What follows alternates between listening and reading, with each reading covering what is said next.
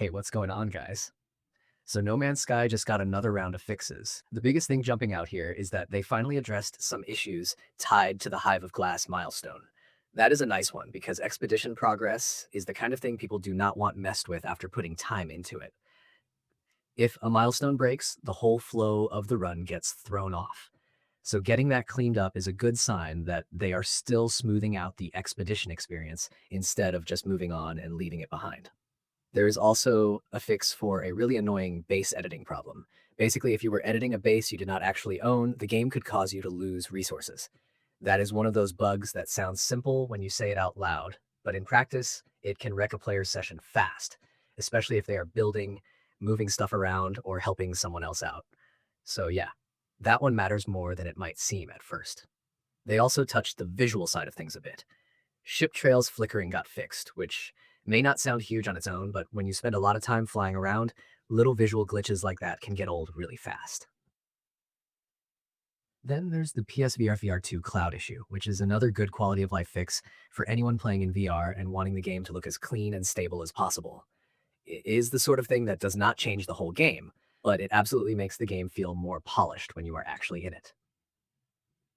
And if you are on Switch, there was another important fix in here too. Hello Games says they resolved a hang that could happen when opening photo mode. That is one of those bugs that can ruin a chill moment out of nowhere, because photo mode is usually where people go to slow things down, take screenshots, and enjoy the scenery, not stare at a frozen screen. So it is good to see that handled as part of this update. What I like about the way Hello Games has been handling this whole run of updates is that they have not just dropped the big content and vanished. The Swarm update itself was a pretty major shift, with the whole expedition built around a new threat, team based progress, swarms of agile enemy ships, and the massive Hive of Glass boss sitting at the center of it all.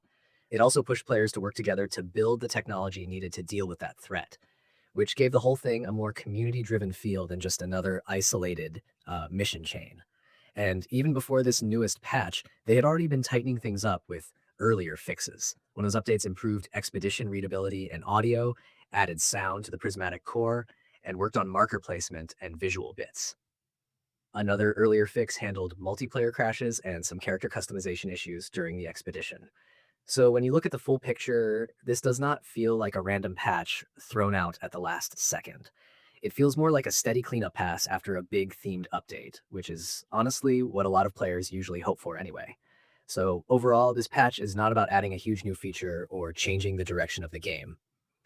It is more about making sure the expedition runs better, the visuals behave, base editing does not eat your stuff, and platform specific problems get knocked out one by one. That kind of support goes a long way in a game like this, because No Man's Sky has always been at its best when it keeps getting smoother, cleaner, and easier to enjoy over time. And after everything the Swarm brought in, this feels like the kind of follow up that keeps the whole thing in a better place for everyone jumping back in now.